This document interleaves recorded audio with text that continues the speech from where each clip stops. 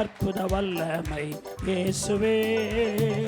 இரத்தத்தால் வல்லமை உண்டு உண்டு, அற்புத வல்லமை ஆட்டுக்குட்டியின் இரத்தத்தினால் வல்லமை உண்டு உண்டு, அற்புத வல்லமை இயேசுவே. இரத்தத்தால் glory வல்லமை உண்டு உண்டு, அற்புத வல்லமை ஆட்டுக்குட்டியின் இரத்தத்தினால். இன்னொரு முறை வல்லமை உண்டு உண்டு, அற்புத வல்லமை இயேசுவின் அல்லேலூயா. இரத்தத்தால் வல்லமை உண்டு உண்டு, அற்புத வல்லமை ஆட்டுக்குட்டியின் இரத்தத்தினால். இன்னொரு முறை கடைசியாய் வல்லமை உண்டு உண்டு, அற்புத வல்லமை இயேசுவே. இரத்தத்தால் ஆமென். வல்லமை உண்டு உண்டு, அற்புத வல்லமை ஆட்டுக்குட்டியின் இரத்தத்தினால். அல்லேலூயா. தானியேல் 6ஆம் அதிகாரம் வசனம் 10. வசனம் சொல்லுகிறது, தானியேலோ வென்றால் அந்த பத்திரத்துக்கு கையெழுத்து வைக்கப்பட்டதென்று அறிந்த போதிலும் தன் வீட்டுக்குள்ளே போய் தன் மேல் அறையிலே எருசலேமுக்கு நேராக பலகடிகள் திறந்திருக்க அங்கே தான் முன்பு செய்து வந்தபடியே தினமும் 3 வேளையும் தன் தேவனுக்கு முன்பதாய் முழங்கால் படியிட்டு ஜெபம் பண்ணி ஸ்தோத்திரம் செலுத்தினான்.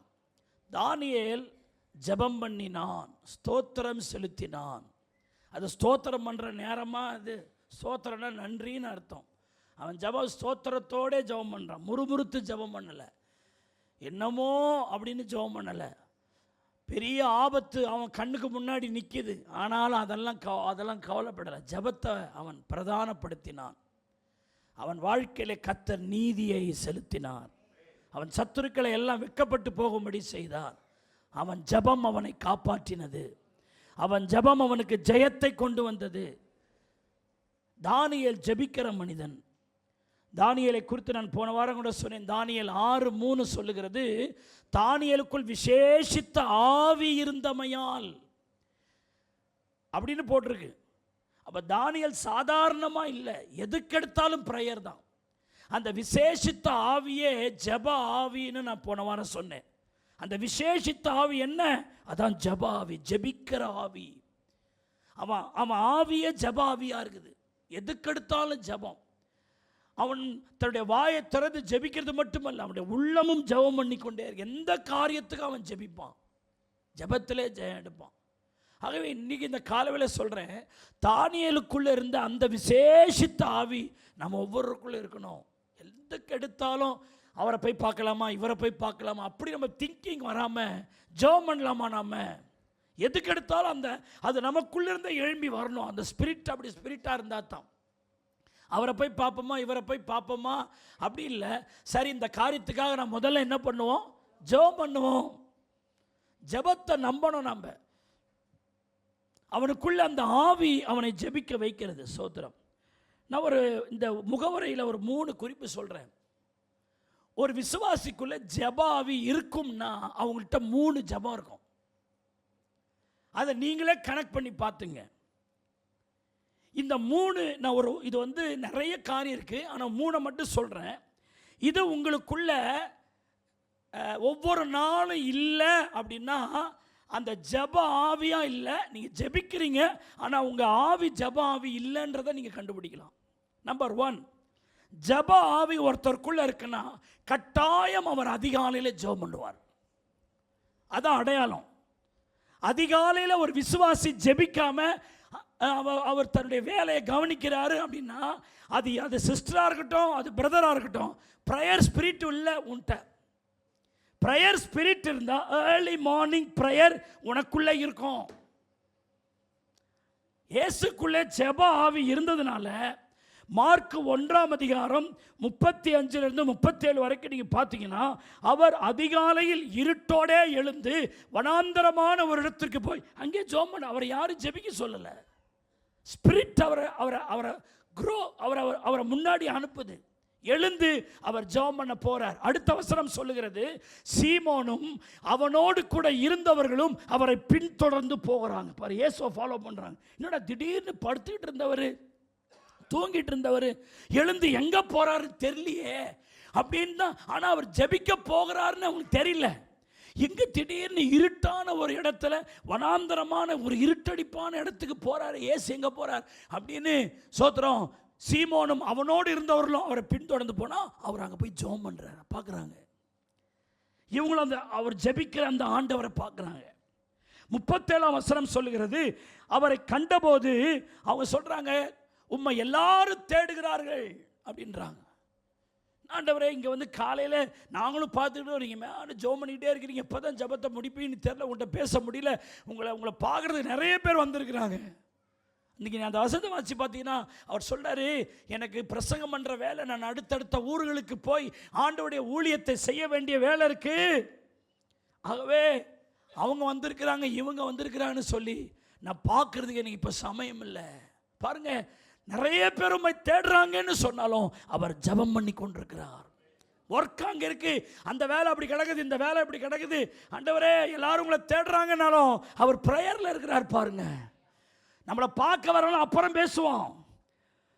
என்னை தேடுறாங்க, என்னை பார்க்குறாங்க, அவங்கள்ட்ட அப்புறம் பேச்சுவார்த்தை நடத்துவோம். முதல்ல பேச வேண்டிய இடத்துல பேசுவோம். ஹல்லேலூயா. இப்படி சொல்ற, எல்லாரும் உங்களை தேடுறாங்கன்னு சொல்ற ஆண்டவர் பிதாவை அதிகாலையிலே தேடினா. ஹல்லேலூயா. நான் இன்னொன்னு சொல்றேன், நீங்க கர்த்தரை தேடுற ஒரு ஆளா இருந்தா நிறைய பேர் உங்களை தேடி வருவார்கள். கையை நல்லா தட்டி வாயை திறந்து ஜபிக்கிறவனை தேடி உலகம் வரும். ஜபிக்கிற உன்னை தேடி நன்மை தேடி வரும்.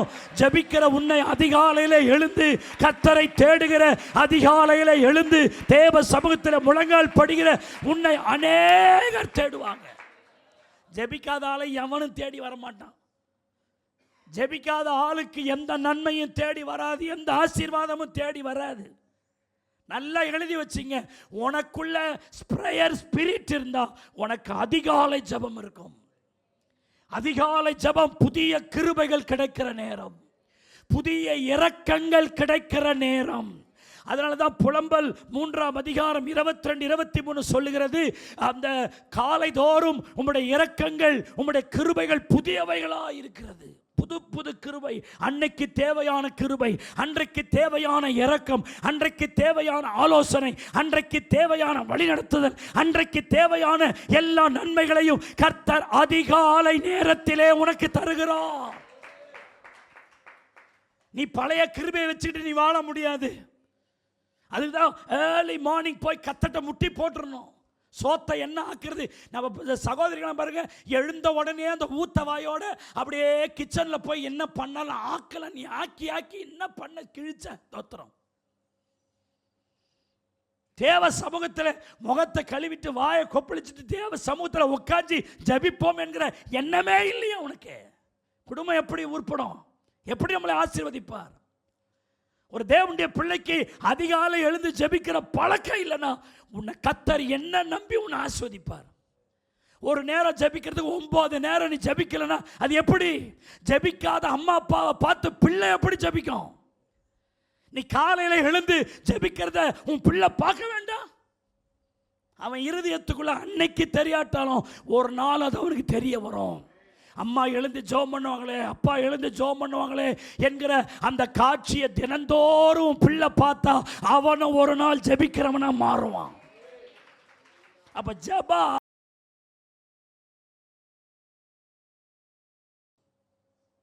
நீ அதிகாலை ஜெபம் பண்ணனா நான் எழுதி கொடுக்குறேன்.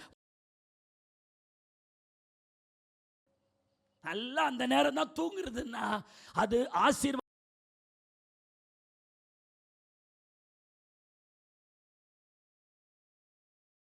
ஏர்லி மார்னிங் எழும்புற பழக்கம் இல்லை.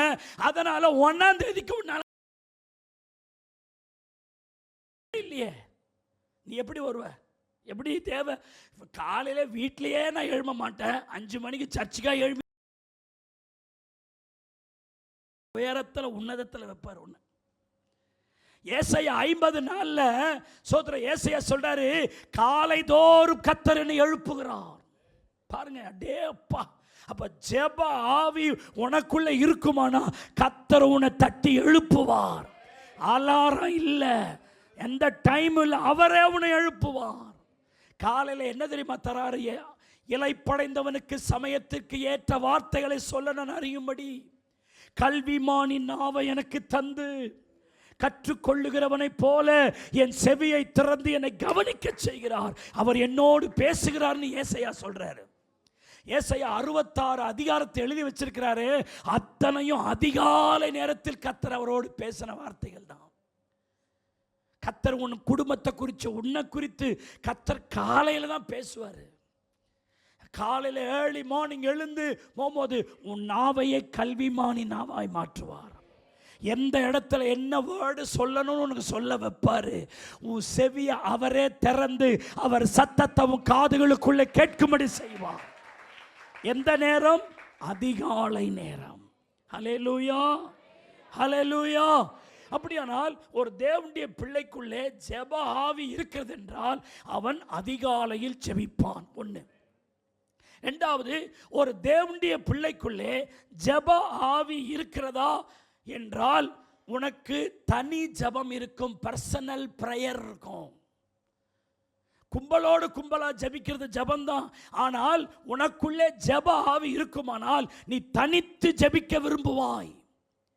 தேவ சமூகத்தில் ஒவ்வொரு நாளும் தனியாய் நானும் என் ஆண்டவரும் என்கிற அளவிலே நீ போய் ஜெபிப்பாய். நிறைய பேருக்கு தனி ஜெபம் இல்லை. ஏதோ ஞாயிற்றுக்கிழமை ஜெபிக்கிறாங்களே எல்லாரோடு சேர்ந்து, அவ்வளோதான். பர்சனல் பிரேயரே கிடையாது, தனி ஜெபம் இல்லை. அப்போ ஒரு தேவ பிள்ளைக்கு தனி ஜெபம் இல்லைன்னா உள்ள பிரேயர் ஸ்பிரிட் இல்லை, ஜெப ஆவி கிடையாது. சும்மா நீ கிறிஸ்தவன்னு சொல்லிக்கிட்டு இருக்கிற. தானியலுக்குள்ள விசேஷித்த ஆவி இருந்ததுனால தான் சிங்கக்கபியில் போடுவாங்கன்னு சொன்னாலும் அவன் தன் வீட்டுக்கு போய் முட்டி போட்டு ஜெபம் பண்ற ஒரு ஆள் இல்லை, அவன் மட்டும்தான் ஜெபிக்கிறான். தனி ஜெபம். யாக்கோப்பு 1:5 சொல்லுகிறது, உங்களில் ஒருவன். பாருங்க, தனியா ஒரு ஆளை பைபிள் சொல்லுது. உங்களில் ஒருவன் ஞானத்தில் குறைவுள்ளவனாய் இருந்தால் சம்பூர்ணமாய் கொடுக்கிற தேவனிடத்தில் கேட்க கடவன், அப்பொழுது அவனுக்கு கொடுக்கப்படும். உங்களில் ஒருவன். அந்த ஒருவன் சுவரை அடைக்கவும் சோதரிக்கிறோம் ஜெபிக்கவும் அவர் ஒரு ஆளை தேடுறார்னு பைபிள் சொல்லுகிறது. பெத்லகேமிலே ஒருவனை கண்டிருக்கிறேன் அப்படின்னு தாவீதை குறித்து சொல்லுகிறது. ஒருவனை தேடுகிறேன் என்று கர்த்தர் சொல்லுகிறார். பைபிள் சொல்லுகிறது உங்களில் ஒருவன் ஜெபம் பண்ண கடவன் அப்படின்னு இருக்கு. அப்போ இங்க ஒரு ஆள் என்ன பண்றாரு? தன்னுடைய வாழ்க்கையில இருக்கிற குறைவுகளை நீக்கி சம்பூர்ணமாய் கொடுக்கிற ஒரு தெய்வம் இருக்கிறாரு. அந்த தெய்வத்தில் அவன் முழங்கால் படிக்கிட்டு ஜெபம் பண்ணுவான். தனி ஜெபம். உங்களுடைய வாழ்க்கையில தனி ஜெபம் இருக்கான்னு கொஞ்சம் யோசிச்சு பாருங்க. ஒவ்வொரு நாளும் பிறக்கும் பொழுது உங்கள் ஆவிக்குரிய காரியத்துக்காக, சரீரத்துக்கு அடுத்தவைகளுக்காக, உலக பிரகாரமான காரியங்களுக்காக அநேக தேவைகளை உடையவர்களாக நம்ம இருக்கிறோம். நிறைய நீடு நமக்கு இருக்கு. கடன் இருக்குது, பிள்ளைகள் ஸ்கூல் ஃபீஸ் கட்டணும், உடம்புல நிறைய பலவீனம் இருக்குது, நிறைய தேவை இருக்குது. இங்கே இல்லை பாஸ்டர் எனக்கு ஒரு தேவையும் இல்லைன்னு சொல்கிறவங்க யாருமே இல்லை. தேவையோடு கூட இருக்கிறோம்.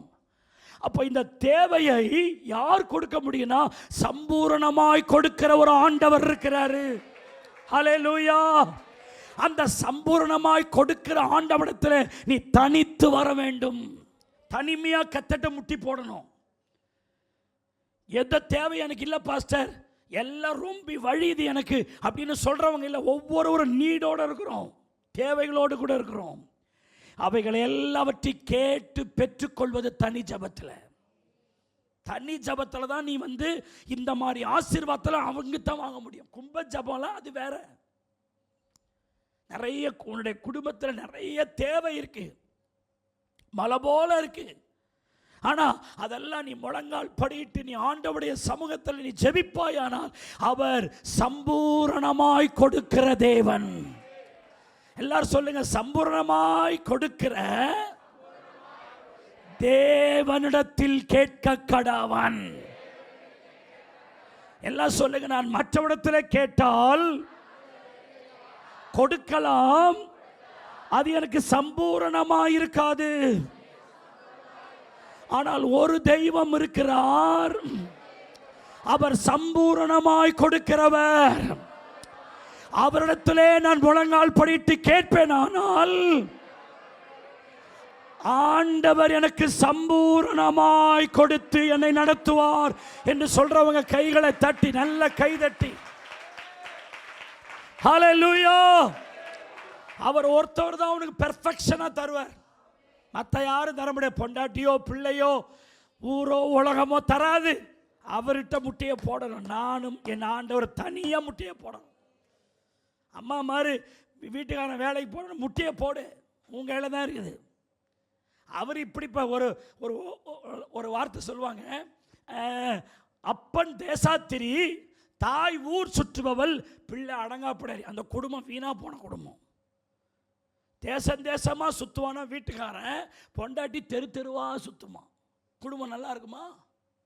ஜெபம் பண்ண வேண்டாம். தனி ஜெபம் தான் தேவனிடத்தின் நன்மையை நமக்கு பெற்று கொடுக்கணும். ஆமென்னு சொல்லுங்க. வாழ்க்கைக்கு வேண்டிய ஞானம், சூழ்நிலைகளுக்கு தக்க நடக்க வேண்டிய விவேகம், அந்தந்த நாளுக்கு வேண்டிய மன்னா, ஒவ்வொரு நாளுக்கு வேண்டிய பண வசதி, பிரயாண பாதுகாப்பு, துஷ்ட மனிதரிடத்திலிருந்து பாதுகாப்பு, இது எல்லாம் பர்சனல் பிரேயர்ல இருந்து தான் நீங்க பெற முடியும். தனி ஜெபம், நானும் ஆண்டவரும்.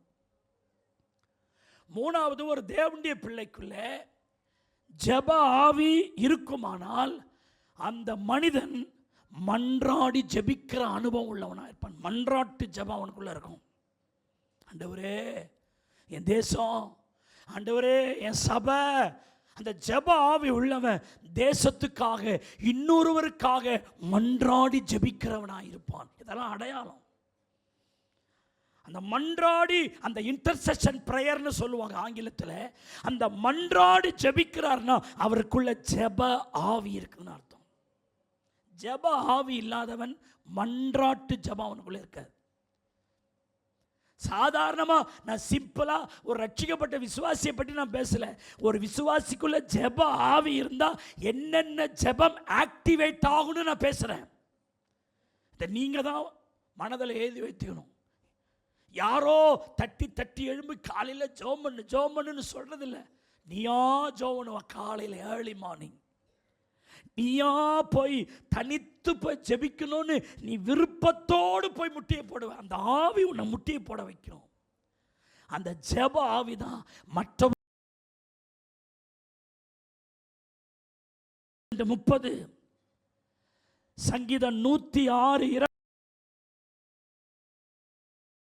22 ஆகிய வசனத்தெல்லாம் வாட்சி பார்த்தீங்கன்னா, ஆபிரகாம் தன் லோத்துவின் குடும்பத்துக்காக சோதோம் குமாராவில் இருந்து அவன் காக்கப்பட ஆபிரகாம் ஜெபம் பண்ணான். சங்கீதம் 106 மோசே திறப்பில் நின்று ஜெபம் பண்ணான். எசேக்கியேல் 22:30 இதோ நான் தேசத்தை காக்க சுவரை அடைக்க ஒரு மனிதனை தேடுகிறேன் என்கிற சோத்திர தேசத்துக்காக ஜெபிக்கிற ஒருவனை நான் தேடுறேன்னு சொல்றாரு. பைபிளில் பார்த்தீங்கன்னா அப்போஸ்தலர் 12:1 இப்படி சொல்லுகிறது, அக்காலத்தில் ஏரோது ராஜா சபையிலே சிலரை துன்பப்படுத்த தொடங்கி. சபையில் என்ன படுத்த தொடங்கி? துன்பப்படுத்துறான். நிறைய பேரை கொண்டுகிட்டு வரோம். நாளைக்கு பேதுருவை கொல்ல போகிறோம். அந்த மாதிரி டைம்ல சோத்திர 15ஆம் வசனம் சொல்லுது, சபையார் அவனுக்காக தேவனை நோக்கி ஊக்கமாய் ஜெபம் பண்ணினார்கள். That is the intercession prayer. அதான் ஜெப ஆவி உள்ளவன். ஏரோது துன்பப்படுத்துகிறான், சபை அதை எதிர்த்து ஜெபிக்கிறது. ஹல்லேலூயா, ஹல்லேலூயா. ஐயோ அவன் துன்பப்படுத்துறானே, கஷ்டப்படுத்துறானே, யாரை போய் மந்திரியை பார்க்கறதா, அரசியல்வாதி, அதெல்லாம் அடுத்தது. ஆனால் சபையார் என்ன பண்ணாங்க? ஏரோது கிட்ட போலாம் பேச முடியாது. ஏரோது கிட்ட போயிட்டு பேதுருவை காப்பாத்துக்கிற அவன்கிட்ட சொல்லவே முடியாது. நாளைக்கு ஏரோது தலை வெட்டப்பட போகிறது. ஆனால் முந்தின ராத்திரி ஊக்கமாய் ஜெபிக்கிறார்கள், கதறி ஜெபிக்கிறார்கள், மன்றாடி ஜெபிக்கிறார்கள். அந்த பேதுருவை ஜெபித்தவுடைய வீட்டு வாசலை கொண்டு வந்து கர்த்தர் நிறுத்தினார். கைதட்டி கர்த்தரை ஸ்தோத்திரம் பண்ணுங்க. அதான் ஜெபம். ஆமென்னு சொல்லுங்க. அப்படியானால் ஒரு மனிதனுக்குள்ளே ஜெப ஆவி இருக்குமானால் அவன் அதிகாலையில் ஜெபிப்பான். நீங்க ஜெபிக்கிறீங்களான்னு பாருங்க. அதிகாலை எந்தனும் ஊட்ட பெருக்கணும், மொழுகணும், கடவணும், தண்ணியை தெளிக்கணும், கோலம் போடணும். கோலம் போடுறது இல்லைல்ல, தோத்திரம் பெருக்கணும். இல்லை முறை வாசலுக்கு போட்டு தான் பாஸ்டர் ஆகணும்னு நீ வைக்கிறியான்னு எனக்கு தெரில.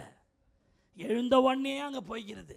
சிலவன் நேற்று நைட்டு போஸ்ட்டு போட்டமே எவனாவது லைக்கு கொடுத்தாரு அந்த முண்டக்கண்ணை திறந்து பார்க்கறது, எடுத்த உடனே போட பார்க்கறது. கண்ணாடி சீக்கிரம் போட்டு விடுவீர்கள். அந்த கண்ணாடி சோடா பாட்டில் கண்ணாடியாக மாறிடும். அதுக்கப்புறம் நேரமும் சிலவன் பேய் மாரி இருக்கும், ரூமில் இருட்டாக இருக்கும், ஒரு வெளிச்சம் மட்டும் கண்ணில் அடிச்சின்னு பார்த்துன்னு இருப்பான். எப்படி பாஸ்டர் தெரியுது? சில நேரம் எங்கள் வீட்டிலே நடக்கும். திடீர்னு போவேன், அவ்வளோதான். அதாவது என்ன கேள்வி கேட்பனே எனக்கு தெரியாது. உங்களையே இப்படி கேட்குறேன்னு கேட்க மாட்டேன்னா தோத்திரம். சில நேரத்தில் என் சத்தம் அப்படி வராருன்னே பக்குன்னு என் பையன் சைலண்ட் ஆகிடுவான், பார்த்துக்கினே இருப்பான். அதுக்கப்புறம் அவர் வந்துட்டாரா, அவர்கிட்ட நான் மாட்டினியா முழிக்கணும், நான் ஒன்றும் பண்ணலன்ற மாதிரி பண்ணுவான். சோத்திரம். அதையும் நான் பார்த்துட்டு பாராத மாதிரி போவேன். இந்த அளவுக்காச்சும் நமக்கு பயப்படுறாங்களே, நம்ம ஏன் கேட்டதை அந்த மரியாதையை குறைச்சிக்கணும் அப்படின்னு சோத்திரம். அல்லேலூயா. அப்போது அதிகாலையில் ஜெபம் இருக்கும். அந்த ஜெப ஆவி இருந்தா, ஜெப ஆவி உள்ள அந்த தனித்து ஜெபிக்க உங்களுக்கே அந்த ஆசை வரும். இப்போ ஜெபம் பண்ணணும், இல்லைங்க நான் கொஞ்சம் ப்ரேயர் பண்ணலைன்னா எனக்கு செட் ஆகாதுங்க அப்படின்ற மாதிரியே நீங்கள் மோல்டு ஆகிடுவீங்க. நீங்கள் யாரோ உங்களுக்கு வற்புறுத்தவே மாட்டாங்க, நீங்களாம் அந்த டைமுக்கு போயிடுவீங்க. அந்த ஆவி உள்ளே இருந்தால் அப்படி நடக்கும். ரெண்டாவது, சபைக்காக, தேசங்களுக்காக, அநேக ரட்சிப்புக்காக நீங்கள் ஜெபம் பண்ணுவீங்க. இதெல்லாம் ஜெப ஆவி உள்ளவனுக்கு இருக்கிற அடையாளங்கள். தானியேல் அப்படி தான் ஜெபம் பண்ணுறான். தானியேல் சும்மா சாதாரண ஆள் கிடையாது, அவருக்குள்ள விசேஷித்த ஆவி இருந்தது. இந்த ஜெபம்லாம் தானியேல் பண்ண. இதை நான் ஒரு முகவரியாக சொல்கிறேன். இப்போ நம்ம வழக்கப்படி செய்திக்கு வருவோம். இப்போ தான் பாஸ்டர் செய்தி ஆரம்பிக்கிறீங்களா? ஆமாங்க, தோத்திரம், சீக்கிரம் முடிச்சிடுறேன், தோத்திரம். பாருங்க, உங்களுக்காக ஜெபம் பண்ணுங்கன்னு டாப்பிக்கில் பார்த்துட்டு வரோம். அதில் உங்கள் குடும்பத்துக்காக என்ன பண்ணுங்க, ஜெபம் பண்ணுங்க. அதில் நிறைய பார்த்துட்டு வரோம். போன வாரம் பார்த்த வசனத்தை 2 சாமுவேல் 3:1 இப்படி சொல்லுகிறது. சவுலின் குடும்பத்துக்கும் தாவீதின் குடும்பத்துக்கும் நெடுநாள் யுத்தம் நடந்தது. தாவீது வர வர பலத்தான், சவுலின் குடும்பத்தாரோ வர வர பலவீனப்பட்டு போகிறார்கள். அப்போ 2 குடும்பத்தை கத்தக்காட்ட, ஒன்று சவுலின் குடும்பம், இன்னொன்று தாவீதின் குடும்பம். ஒரு குடும்பம் இன்க்ரீஸ் ஆகுது, ஒரு குடும்பம் டிக்ரீஸ் ஆகுது. ஒரு குடும்பம் வளருகிறது, ஒரு குடும்பம் தேய்ந்து போகிறது. ஒரு குடும்பம் பலப்படுகிறது, ஒரு குடும்பம் பலவீனப்படுகிறது. உங்கள் குடும்பம் பலப்படுகிறதா பலவீனப்படுகிறதா? நீங்கள் வளர்ப்பிறையா அல்லது தேய்ப்பிறையா? எல்லாம் சேர்ந்து கொண்டிருக்கிறதா அல்லாவிட்டால் எல்லாம் வடிந்து கொண்டிருக்கிறதா? நீங்கள் தான் பார்க்கணும். சவுலின் குடும்பம் சோதரம் வர வர பலவீனப்படுகிறார்கள். சிங்காசனம் போது, பையனுடைய காரியங்கள் ஒரு மாதிரியா போகுது. சோதரம் சவுலோடு கூட இந்த யுத்த வீரர்கள் ஒன்று ஒன்றா குறைஞ்சிக்கிட்டு போகிறாங்க, அவன் ஸ்ட்ரென்த்து குறைஞ்சிக்கிட்டு போகுது. ஆனால் சோதரிக்கிறோம், தாவீதோடு ஆட்கள் கொஞ்சம் கொஞ்சம் சேர ஆரம்பிக்கிறாங்க. பைபிள் சொல்லுது, தாவீது வர வர விருத்தி அடைந்தான். ஹல்லேலூயா. தாவீது வர வர பலன் அடைந்து கொண்டு வருகிறான். உங்கள் குடும்பம் எப்படி இருக்கிறது? ஜெபம் பண்ணித்தான் உங்கள் குடும்பத்தை நீங்கள் பலப்படுத்தணும். எந்த குடும்பம் ஜெபிக்கிறதோ, எந்த தாய் தகப்பன் ஜெபிக்கிறானோ, அந்த குடும்பத்தை கர்த்தர் பலப்படுத்துகிறார். அவர்கள் பலத்தின் மேல் பலன் அடைகிறார்கள். அந்த குடும்பத்தை எந்த மந்திரவாதி தாக்க முடியாது, எந்த நோய் தாக்க முடியாது, எந்த பில்லி சூனியம் தாக்க முடியாது, எந்த மாந்திரீகமும் அந்த குடும்பத்தை தாக்க முடியாது. சும்மா விளையாடிக்கிட்டு இருக்கக்கூடாது. கூவரான சபையில் ஜெபம் பண்ணுங்க. சபையில் அதுக்கு தான் நிறைய ப்ரேயரை வைக்கிறோம். அந்த ஒருவேளை நீ அங்கே ஜெபம் பண்ணனாலும் இந்த ஜெபத்தில் ஒரு ஆளாக உட்காந்துருந்தா கூட நீ காப்பாற்றப்படுவாயே. ஜெபம் பண்ணு. ஆனால் நம்ம ஆள தட்டி விட்டு போயினே இருப்பாங்க. அதனால் வர முடியாது, போ. இதையும் வந்து சொல்லுவான், பாஸ்டர் சொன்னால் அவர் இப்படி சொல்கிறார் பாஸ்டர், நான் என்ன சொல்கிறது? கத்தாவே, நீங்கள் தான் அவரை பார்க்கணும். அப்போ குடும்பம் பலப்படுது. உதாரணம் பாருங்க, நீங்கள் சங்கீதம் 5வது சங்கீதம் அதனுடைய கொட்டேஷனை பாருங்க. சங்கீதத்தினுடைய 57வது சங்கீதம் அது மானிட்டரில் வராது. அதில் சங்கீதம் 57 அவருடைய கொட்டேஷனை பாருங்க, அடைப்புக்குறி. தாவீது சவுலுக்கு தப்பி ஓடி கெபியில் ஒதுங்குகையில் தனக்கு நஷ்டம் நேரிடாதபடி. அப்ப தாவீது யார்? சவுலுக்கு தப்பி ஓடி கெபியில் ஒதுங்குகிறான். அப்போது தனக்கு நஷ்டம் நேராதபடிக்கு கர்த்தரை பாடின சங்கீதம்னு வருது. பாருங்க, சவுல் யாரை துரத்துறான்? தாவீதை துரத்துறான். அப்போ இந்த சம்பவத்தை பார்த்தா யார் உண்மையிலே பலவீனப்படணும்? தாவீது பலவீனப்படணும். துரத்துறவன், கொல்லணும்னு துரத்துறவன் 600 ஏவலாட்களோடு இவனை வெட்டி சாய்க்கணும் துரத்துறவன் சவுலு. இவன் துரத்துதலுக்கு பயந்து ஓடுகிறவன் தாவீது. ஓடிக்கிட்டே இருக்கிறான். பைபிள் சொல்லுகிறது, தன் குடும்பத்துக்கு நஷ்டம் வராதபடி, தனக்கு நஷ்டம் வராதபடி, பலவீனப்பட்டு போகாதபடி கர்த்தரை பாடி துதித்து கொண்டே கையை தட்டி ஓடுறான். தேவ பிள்ளையே, உனக்கும் குடும்பத்துக்கு நஷ்டம் வராமல் இருக்க வேண்டுமானால் நீ பாடி ஜெபம் பண்ணி கர்த்தரை துதிக்கிற ஒரு தாவீதின் குடும்பமா நீ இருக்கணும். இந்த பாடாத ஆளு, கர்த்தரை ஆராதிக்காத ஆளுக்கு நஷ்டம் வரும். நான் சொல்லல, பைபிள் சொல்லுகிறது. ஏன் உனக்கு நஷ்டம் வருது? உன் குடும்பத்தில், உன் பிசினஸ்ல ஏன் நஷ்டம் வருது? உன் பொருளாதாரத்தில் ஏன் நஷ்டம் வருது? நீ கர்த்தரை பாடி துதிக்கல. நீ உனக்கு பாட்ட ஆராதனையே நீ வெறுக்கிற. நீ சும்மா ஒரு அப்படியே சர்ச்சில் உட்கார கடவோ எழுந்திருக்க கடவோ, பூசை முடிந்தது சென்று வாருங்கள், அந்த நிலையிலேயே நீ இன்னும் இருக்கிற. நல்லா வாயை திறந்து கையை தட்டி பாடணும் என்கிற அந்த யோக்கியமே இல்லை நம்மள்கிட்ட. ஆனால் ஆசீர்வாதம் மட்டும் வரணும். எப்படி வரும்? ஓடுறாங்க உயிருக்கு பயந்து தாவீது. ஆனால் அதே நேரத்தில் அவன் நினைக்கிறான், எனக்கு நஷ்டம் வந்துடக்கூடாது, என் குடும்பம் பாழ்பட்டு போயிடக்கூடாது, நான் பலவீனம் அடைஞ்சிடக்கூடாது, என் சந்ததி ஒரு மாதிரிப்பட்டு போயிடக்கூடாது, நான் இவன் துரத்துறான், நான் ஓடுறேன், என் வாழ்க்கை நஷ்டம் வந்துடக்கூடாதுன்னு அவன் பாடி கர்த்தரை துதித்து கர்த்தரை ஆராதித்து அந்த ஜெபிக்கிறான் பாருங்க. ஹல்லேலூயா, ஹல்லேலூயா. அவர் சொல்றார், அதே 57 சங்கீதம் 2 வசனத்தில், எனக்காக யாவையும் செய்து முடிக்க போகிற என் தேவனாகிய உன்னதமான தேவனை நோக்கி கூப்பிடுவேன். அதான் ஜெபம். எனக்காக யாவையும் செய்ய போகிற அவர். எனக்காக யாரும் செய்ய மாட்டாங்க, அவர்தான் எனக்காக எல்லாம் செய்கிறவர். என் குடும்பத்துக்காக எல்லாம் செய்கிறவர், என் வாழ்க்கைக்காக எல்லாம் செய்கிறவர், என்னுடைய காரியங்களுக்காக எல்லாம் செய்கிறவர் அவர். நான் அவரை பாடுவேன். ஆமென்னு சொல்லுங்க. ஹல்லேலூயா. நான் போன வாரம் ஒரு 7 குறிப்பு சொன்னேன். நீ பலப்படணும்னு ஜெபிக்கணும். ஆவிக்குரிய பலன் குடும்பத்தில் உண்டாக நீங்க ஜெபிக்கணும்னு நான் போன வாரம் ஒரு குறிப்பு சொன்னேன். அந்த குறிப்பையே நான் தொடர்கிறேன். நீ பலனடைய, நான் பலனை பெற்றுக்கொள்ள என்ன அனுகூலங்களை கர்த்தர் வைத்திருக்கிறார். தாவீதின் குடும்பம் பலப்படுது, சவுலின் குடும்பம் பலவீனப்படுது. அப்படியானால் என் கேள்வி என்னன்னா, நான் பலனை பெற்றுக்கொள்ள என்ன அனுகூலங்களை கர்த்தர் எனக்கு வச்சிருக்கிறார்? நம்பர் 1, கர்த்தர் என் பலன். கர்த்தர் என் பலன். நான் பலன் அடைகிறதற்கு என்ன பிரிவிலேஜ் கர்த்தர் வச்சிருக்கிறார்னா, ஆண்டவர் தான் என் பலன். My God is my strength. எல்லாம் சொல்லுங்க, என் பலனே என் ஆண்டவர் தான்.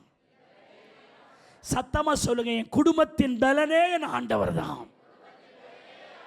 எத்தனை பேர் அதை நம்புறீங்க? கர்த்தர் என் பலன்னு சொல்றவங்க சத்தமா ஒரு அல்லேலூயா, சத்தமா ஆமென், ஹல்லேலூயா. பாருங்க, சங்கீதம் 18:1-2 சொல்லுகிறது, என் பலனாகிய கர்த்தாவே உம்மில் அன்பு கூறுவேன். சொல்லிட்டு அந்த பலனை விவரிக்கிறார். கர்த்தர் என் கண்மலை, கர்த்தர் என் கோட்டை, கர்த்தர் என் இரட்சகர், கர்த்தர் என் தேவன், என் அடைக்கலம், சோத்திரிக்கிறோம், என் துருகம், என் கேடகம், என் இரட்சண்ய கொம்பு, என் உயர்ந்த அடைக்கலம்.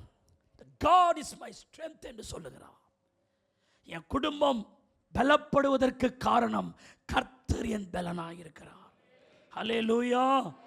எல்லாம் சொல்லுங்க, தேவன் கொடுக்கிற பலன் அல்ல, கர்த்தரே என் பலன். ரெண்டு வார்த்தை என்ன வித்தியாசம்? தேவன் கொடுக்கிற பலன் அல்ல, தேவனே என் பலன். நான் சொல்ற இந்த தமிழ் வார்த்தை உங்களுக்கு விளங்குதா சார்? தேவன் பலன் கொடுக்கிறவர் அல்ல, தேவனே என் பலனாய் இருக்கிறார். அவரே என் பலன். ஹல்லேலூயா. சொந்தக்காரங்களை சோத்திரிக்கிறோம். நீ அல்லது அரசியல்வாதியோ அல்லது நீ சும்மா வாய் ஜவலாடு இல்ல, கர்த்தர் தான் என் பலன். ரெண்டாவது, என் பிரதிஷ்டை என் பலன்.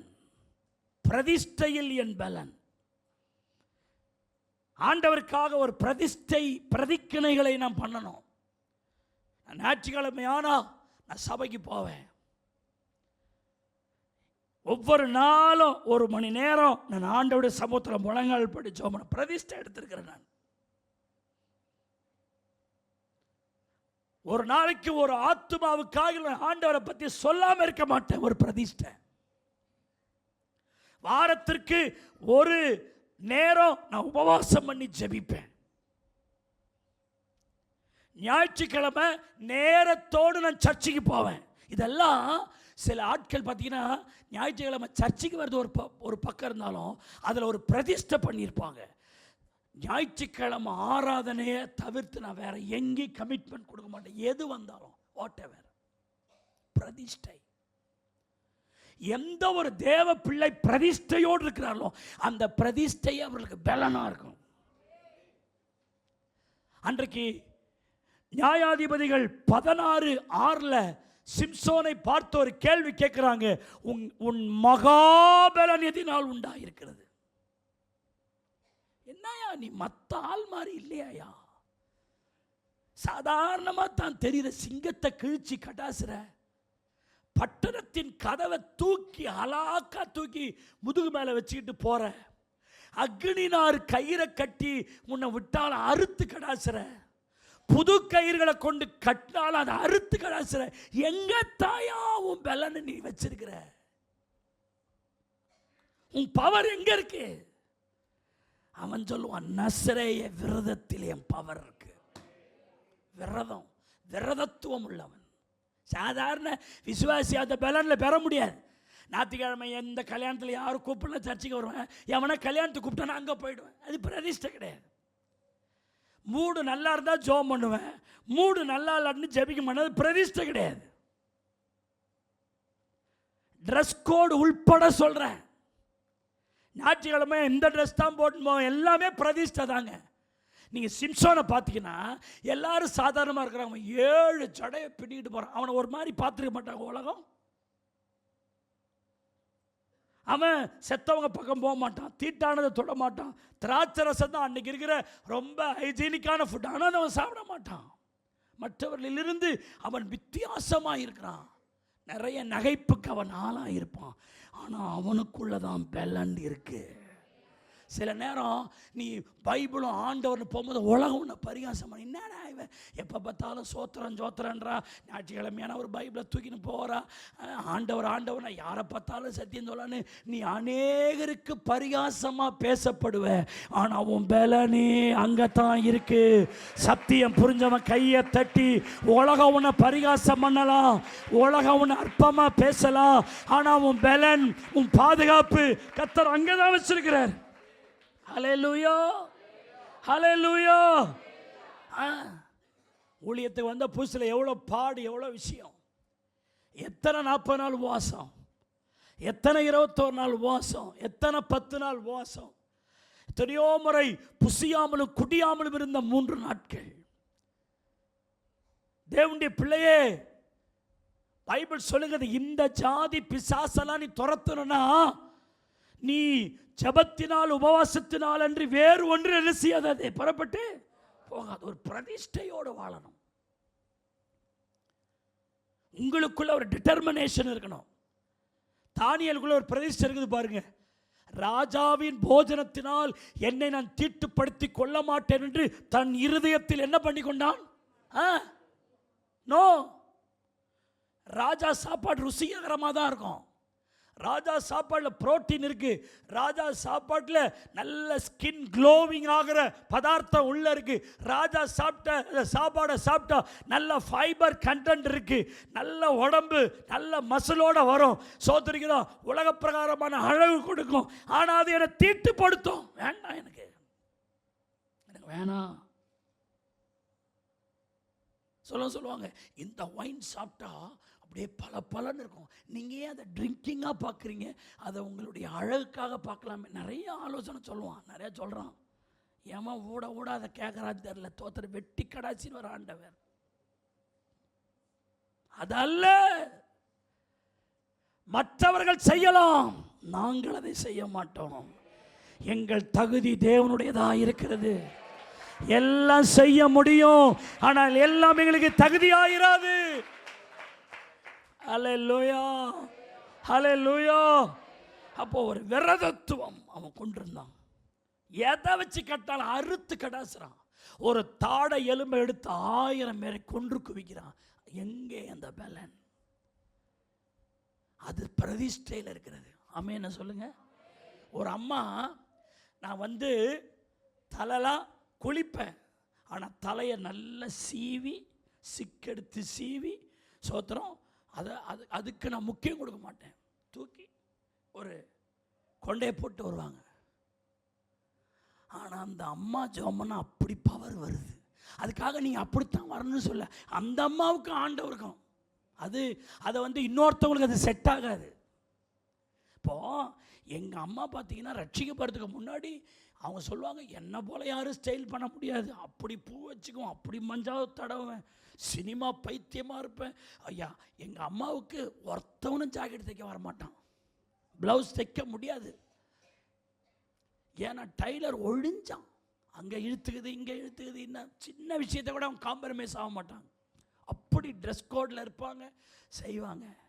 ரட்சிக்கப்பட்ட கொஞ்ச நாளில் கர்த்தர் சொல்றாரு, இனிமே நீ பவுடர் போடாதம்மா. யாரோ ஒரு வயசானவங்க சொல்கிறாங்களாம், என்ன போடாத? பவுடர் போடாதம்மா.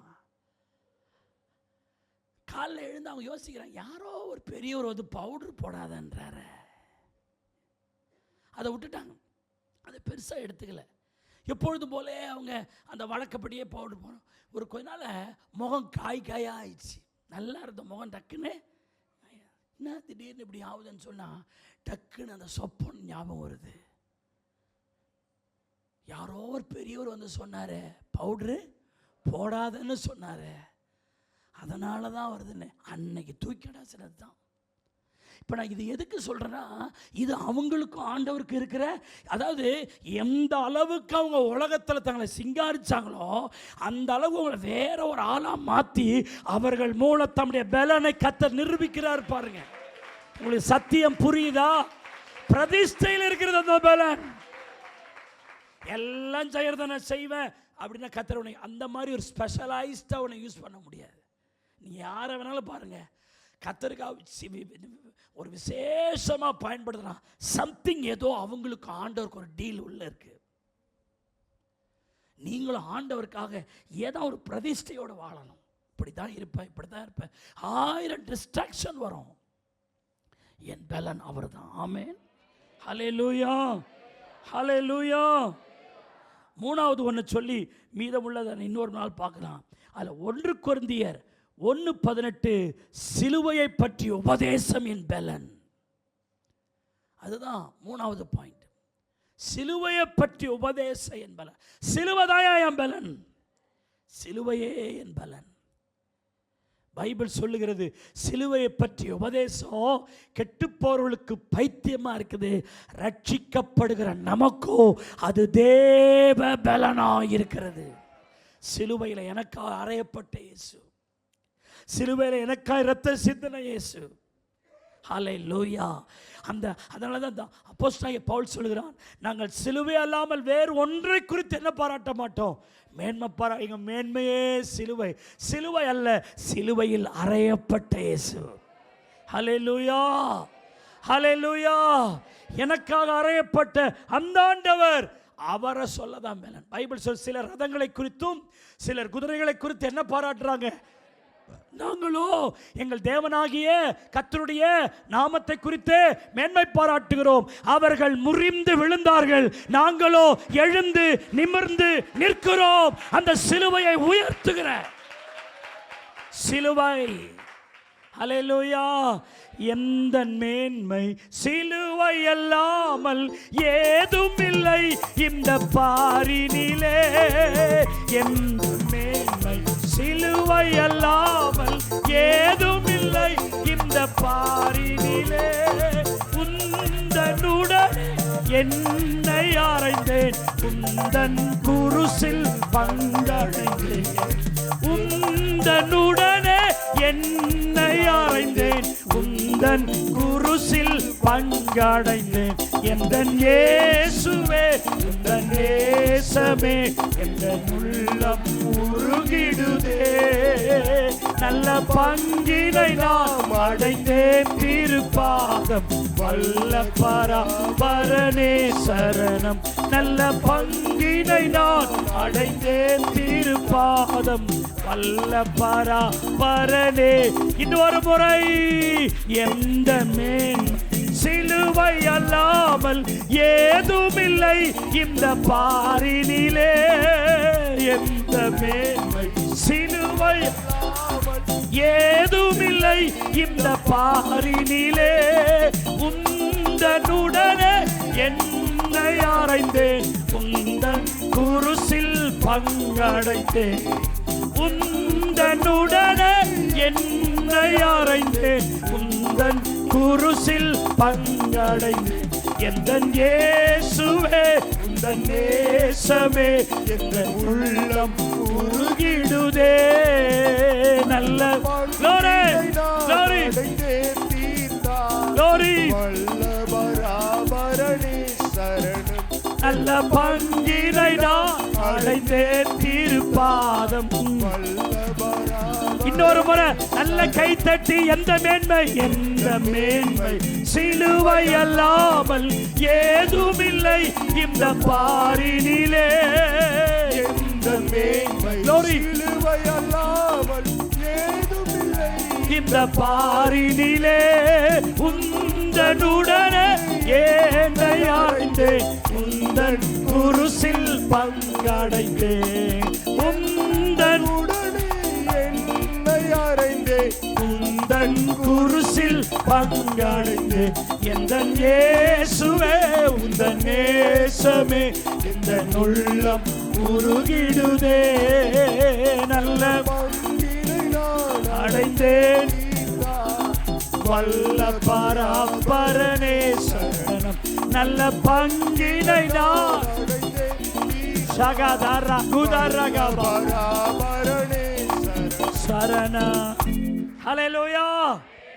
சிலுவை பற்றி உபதேசம் கெட்டு போறவங்களுக்கு அது பைத்தியம். ஆனால் ரட்சிக்கப்படுற நமக்கு தான் அங்கிருந்து தான் ஒரு பவர் வருது. சிலுவையை உயர்த்துங்க, சிலுவையில் அறையப்பட்ட இயேசுவை தியானிங்க.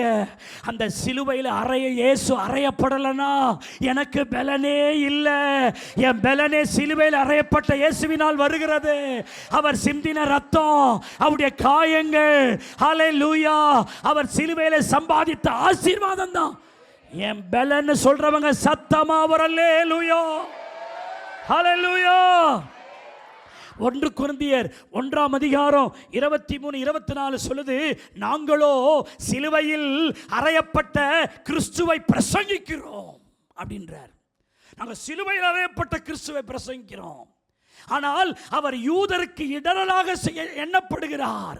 கிரேக்கருக்கு அவரை பைத்தியமா நிறைய பேர் பேசுறாங்க. நிறைய பேர் ஆண்டவரை பத்தி சொன்னா, ஆமா உங்க ஆண்டவரே சிலுவையில் அறைஞ்சிட்டாங்க, இப்போ அவர் எங்களை என்ன பண்ண போறார். நிறைய பேருக்கு நாங்களோ சிலுவையில் அறையப்பட்ட இயேசுவை பிரசங்கம் பண்ணும் பொழுது யூதர்கள் ஆமா அவரெல்லாம் மெசியா கிடையாது, இடரல். கிரேக்கருக்கு அவர் பைத்தியம். ஒரு சிலர் அவரை பைத்தியமாய் பார்க்கிறார்கள், ஒரு சிலர் அவரை இடரலாய் பார்க்கிறாங்க. ஆனாலும் அவங்க பைத்தியமா அவரை என்றதுனாலையோ அவர்களை இடரலா பார்க்கறதுனாலையோ நாங்க எங்க டைம் எங்க பவரை நாங்க குறைக்கல. நாங்களோ இன்னொருத்தவங்க யாரோ நாங்கள் சிலுவையில் அறையப்பட்டு இயேசுவை பிரசங்கிக்கிறோம். நிறைய பேர் வெளியே பிரகாரம் அவருக்கே கையில் காலில் ஆணி அடிச்சு அவரே பரிதாபமா தொங்குறாரு. ஒருத்தன் அப்படித்தான் சொன்னான், எங்கள் கடவுள்லாம் பார்த்தியா சூலாயுதம் வேலாயுதம் வச்சுக்கின்னு எப்படி நாக்க நீட்டிக்கின்னு பயங்கரமாக இருக்குது. எங்கள் கடவுளை யாராவது எதாவது பண்ண முடியுமா? உங்கள் கடவுளை அடித்து அவரை தொங்க விட்டுருக்குறாங்க, அவர் எப்படி அவங்கள காப்பாற்றுவார்னு ஒருத்தவன் கேட்டான். தெரியல அவனுக்கு. அவன் பைத்தியக்காரனாக இருந்துன்னு அவன் இதை பைத்தியமா என்றான். அதான் பைபிள் சொல்ல, சிலுவை பற்றி உபதேசம் மற்றவங்களுக்கு பைத்தியமாக இருக்குது, ஆனால் நமக்குத்தான் தெரியும் அது என்ன பலன்னு. ஹல்லேலூயா. அந்த சிலுவையை தியானிக்கும் போது, சிலுவையில் அறையப்பட்ட இயேசுவை நான் பிரசங்கிக்கும் பொழுது, அந்த சிலுவையில் அறையப்பட்ட இயேசுவை நான் தியானிக்கும் பொழுது எந்த பேயும் ஓடுதா ஓடலையா, எந்த சுகமும் வருதா வரலையா, எந்த விடுதலை வருதா இல்லையோ. அவர் சொல்றாரு, நாங்களோ சிலுவையில் அறையப்பட்ட கிறிஸ்துவை பிரசங்கிக்கிறோம். அவர் யூதருக்கு இடரலாயும் கிரேக்கருக்கு பைத்தியமா இருக்கிறார்னு சொல்லிட்டு 24 பவுல் சொல்லாரு, ஆகிலும் யூதரானாலும் கிரேக்கரானாலும் எவர்கள் அழைக்கப்பட்டிருக்கிறார்களோ அவர்களுக்கு கிறிஸ்து தேவ பலனும் தேவ ஞானமுமா இருக்கிறார். கைதட்டி ஆமென்னு சொல்லுங்க. ஹல்லேலூயா. அவன் யூதரா இருக்கட்டும் கிரேக்கரா இருக்கட்டும், எவர்கள் அழைக்கப்பட்டிருக்கிறார்களோ அவர்களுக்கு கிறிஸ்து எப்படிப்பட்டவராக இருக்கிறார்? தேவ பலனாக இருக்கிறார். ஹல்லேலூயா. இயேசுவை பற்றி தெரியாதவன் என்னமோ பேசிட்டு போகிறான், ஆனால் எங்களுக்கு தான் ஏன் தெரியும், அவர் தான் எங்கள் தேவ பலனும் தேவ ஞானமாக இருக்கிறார்னு சொல்கிறவங்க கைதட்டி ஆமென்னு சொல்லுங்க. ஹல்லேலூயா. அவர் தான் ஏன் எங்கள் பலன். ஹல்லேலூயா. சத்தமாக கையை வைத்து சொல்லுங்க, நாங்களோ சிலுவையில் அறையப்பட்ட கிறிஸ்துவையே பிரசங்கிக்கிறோம். எவர்கள் அழைக்கப்பட்டிருக்கிறார்களோ அவர்களுக்கு கிறிஸ்து தேவ பலனும் தேவ ஞானமுமாயிருக்கிறார். கர்த்தரனை அழைத்தார்னு சொல்றவங்க சத்தமா ஒரு அல்லேலூயா, ஹல்லேலூயா. இன்னொருத்தவன் ஆண்டவர் என்ன கர்த்தர் அழைச்சிருக்கிறார், அவர் தான் என் பலனா இருக்கிறார். எல்லாரும் எழுந்து நிற்கலாமா? Praise lord. அப்படியே ஜி மைனர் கொடுத்துருங்க. ஹல்லேலூயா. ஆமென். கர்த்தாவே என் பலனே, உம்மில் அன்பு கூர்ந்திடுவே. கர்த்தாவே என் பலனே, உம்மில் அன்பு கூர்ந்திடுவே. துர்கமும் நீ கேடகம் நீ, ரட்சண்ய கோம்பும் அடைக்கலமே. துர்கமும் நீ கேடகம் நீ, ரட்சண்ய கோம்பும் அடைக்கலம். பலத்தினால் என்னை இடைக்காட்டி, மான்களின் கால்களை நல்ல வாயை திறந்து பாடுங்க. என்னை இடைக்காட்டி, மான்களின் கால்களை போலாக்கி, நீதியின் சால்வையை எனக்கு தந்து, நீதியின் சால்வையை எனக்கு தந்து, உயர்ஸ்தலத்தில் என்னை நிறுத்துகிறார். உயர்ஸ்தலத்தில் என்னை நிறுத்துகிறார். உம்மாலே ஓர் சேனைக்குள் பாய்வே, உம்மாலே ஓர் மதிலை தாண்டுவே. உம்மாலே ஓர் சேனைக்குள் பாய்வே, உம்மாலே ஓர் மதிலை. நல்ல கையை தட்டி பாடுங்க. சத்துருவை நான் தொடர்ந்திடுவே, சத்துருவை நான் தொடர்ந்திடுவே. சதா காலமோ ஜெயம் எடுப்பே, சதா காலமும் ஜெயம் எடுப்பே. ஓ கர்த்தாவே என் பலனே, உம்மில் அன்பு கூர்ந்திடுவே. கர்த்தாவே என் பலனே, உம்மில் அன்பு கூர்ந்திடுவே. கர்த்தாவே கேடகமே, ரட்சண்ய கோம்பும் அடைக்கலமே.